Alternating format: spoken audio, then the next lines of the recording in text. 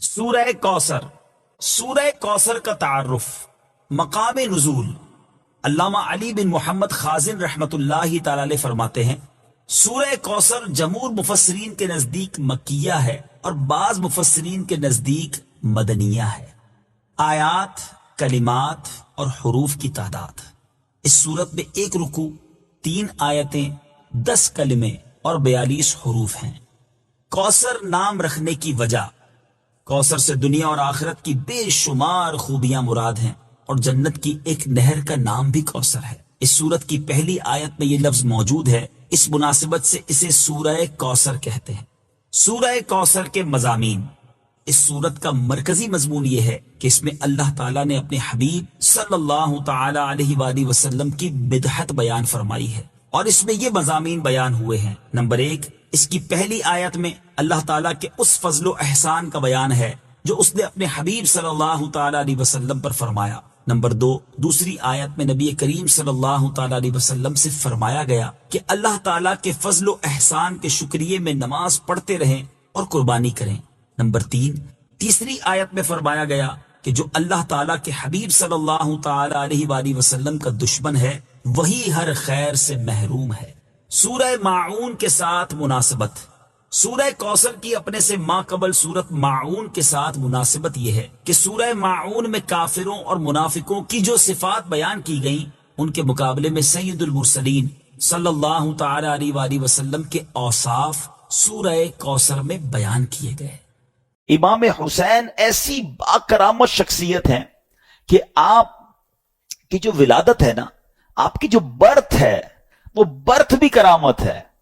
آپ 6 مہینے میں آپ کا جو حمل تھا، ماں کے پیٹ میں آپ رہے، وہ 6 مہینے رہے.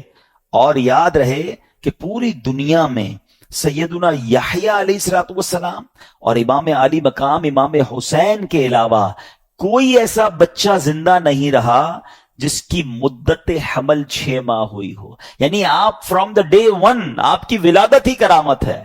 اور سبحان اللہ، آپ کے رخسار مبارک کا حال یہ تھا، آپ کے چہرے پر نور ایسا تھا کہ آپ کے دونوں رخسار سے ایسا نور نکلتا تھا کہ کمرے اور دیواریں روشن ہو جایا کرتے تھے.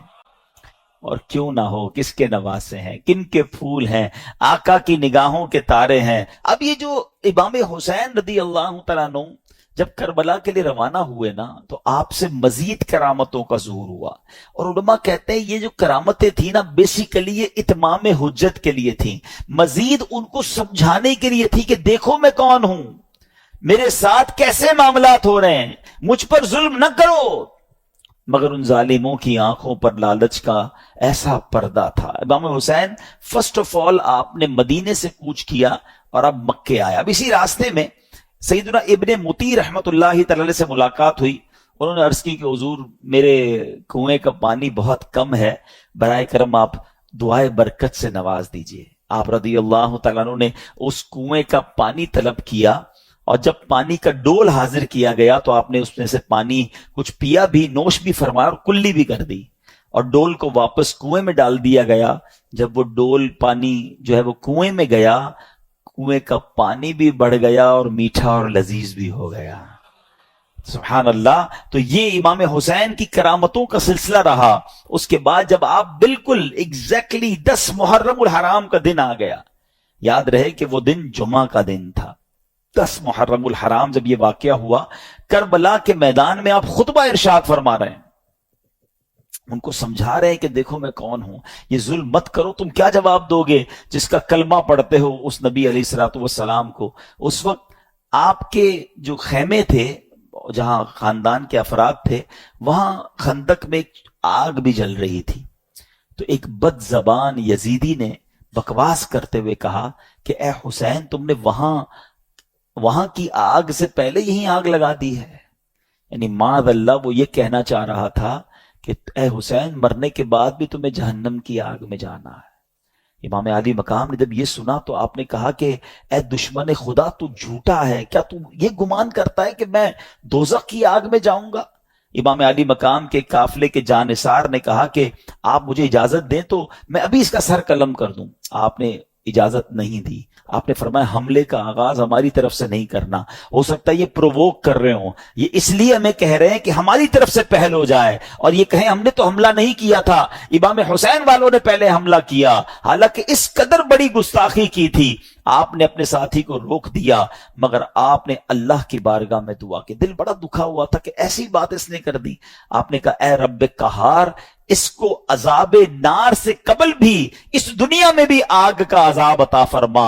آپ کی دعا قبول ہوئی. وہ بندہ جو گھوڑے پہ بیٹھا تھا, اس کی گھوڑے کو جھٹکا لگا, گھوڑا خود ہی دوڑتا ہوا گیا, اور وہ گھوڑے سے جب وہاں جہاں گرا تو وہاں آگ لگی ہوئی تھی. اسی خندق میں یہ بندہ جا کر گرا, اور وہ بد نصیب آگ میں جل کر بھسم ہو گیا. امام علی مقام نے سجدہ شکر ادا کیا اور اللہ تعالیٰ کی بارگاہ میں عرض کی کہ یا اللہ تیرا شکر ہے کہ تو نے آل رسول کے گستاخ کو سزا دی.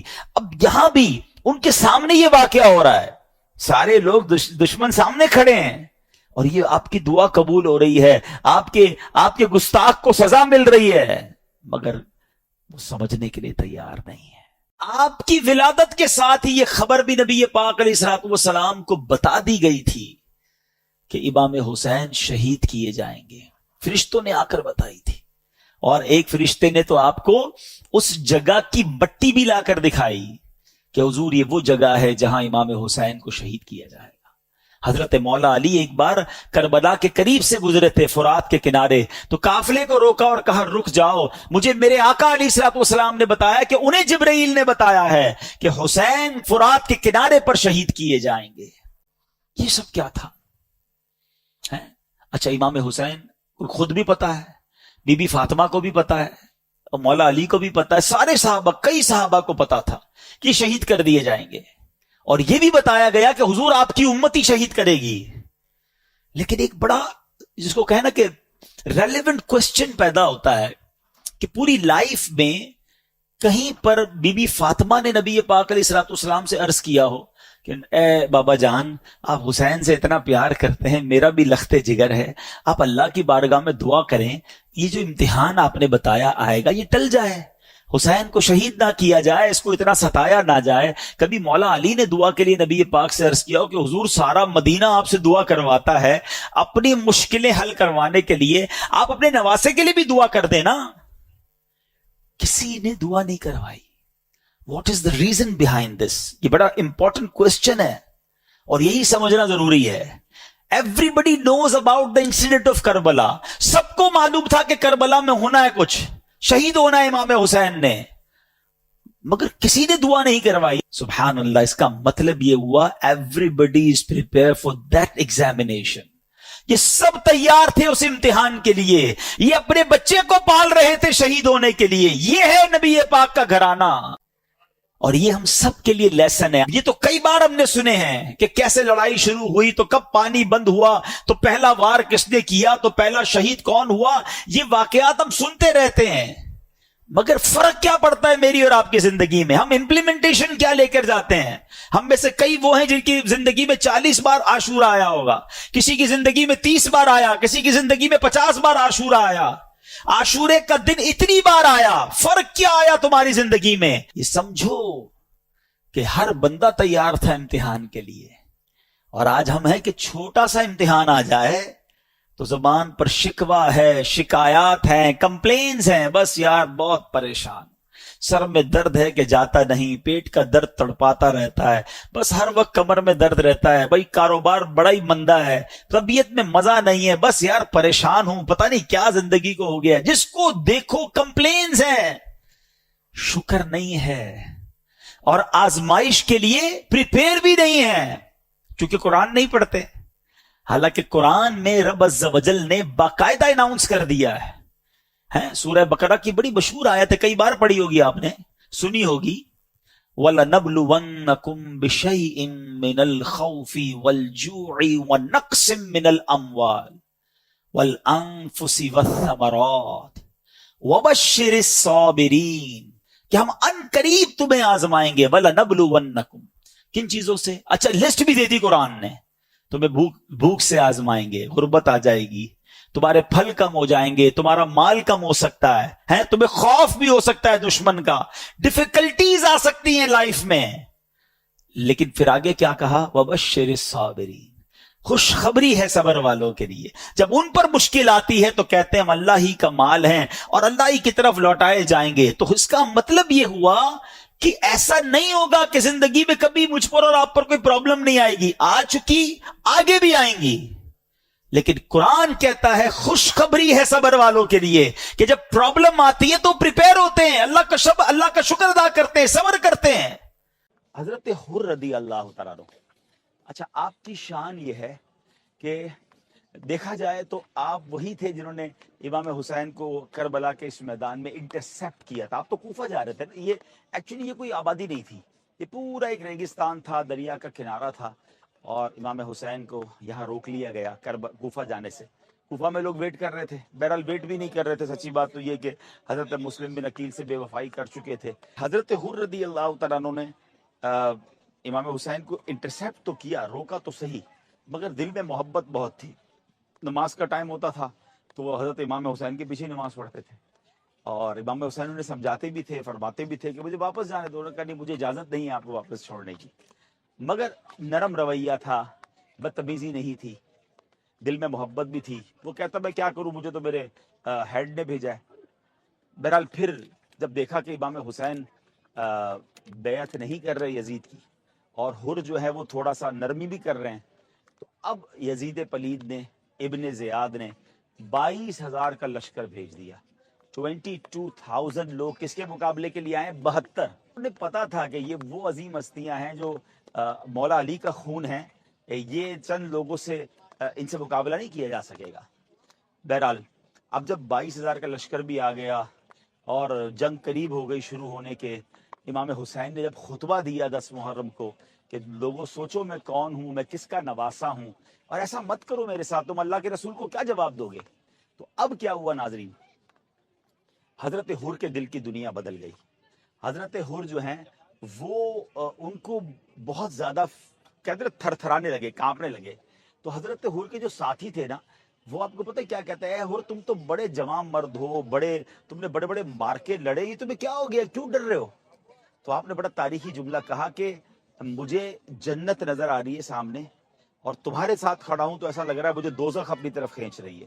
مجھے ادھر مال ہے، ادھر شہرت ہے، ادھر اقتدار ہے، مگر سامنے مجھے امام حسین کے پاس جنت نظر آ رہی ہے. اور امام حسین نے اعلان بھی کچھ ایسا کیا تھا کہ ہے کوئی خاندان نبوت پر اپنی جان قربان کر دے.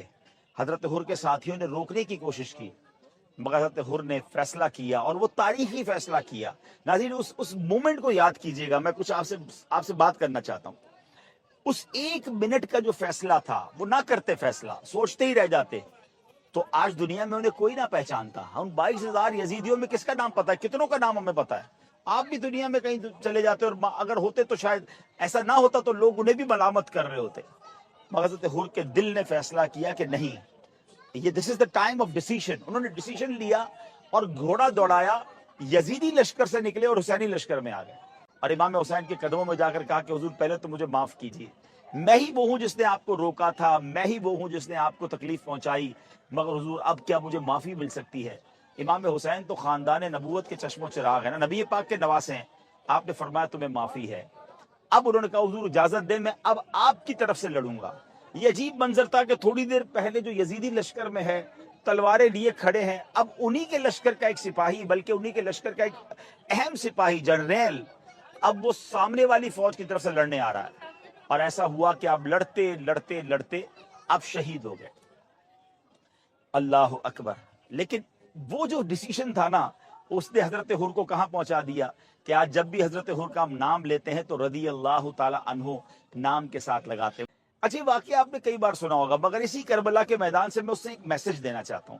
ہم میں سے بہت سارے ایسے ہوں گے جو حرام کما رہے ہوں گے. مجھے سننے والوں میں ہو سکتا ہے ایسے بہت سارے ہوں گے جو غلط کام کر رہے ہوں گے، کوئی شراب پینے والا، کوئی بدکاری کرنے والا، کوئی حرام زندگی گزارنے والا. اچھا اسے پتہ بھی ہوتا ہے میں غلط کر رہا ہوں، اچھا سوچتا بھی رہتا ہے نہیں یار جھوٹ نہیں بولنا چاہیے، حرام نہیں کمانا چاہیے، سود کا کام نہیں کرنا چاہیے، شراب نہیں پینا چاہیے، غلط صحبتیں نہیں اپنانی چاہیے، غلط کام نہیں کرنا چاہیے، مگر فیصلہ نہیں کر رہا ہوتا، سوچ رہا ہوتا ہے ہاں ابھی چھوڑ دوں گا، رمضان میں چھوڑ دوں گا، کچھ عرصے بعد چھوڑ دوں گا. لیکن کچھ عرصے بعد میں کرتے کرتے کئی لوگ دنیا سے چلے گئے. حضرت ہور کا یہ واقعہ مجھے اور آپ کو جھنجھوڑ رہا ہے کہ دیر نہ کیجئے، ہمت کیجئے، نکلیے یزیدی کاموں سے. ہاں یزیدی کام ہی تو ہے. یزید کے لشکر والے کیا کرتے تھے؟ شراب پیتے تھے، ناچ گانے، ڈھول تماشے، بے حیائیاں، بدکاریاں.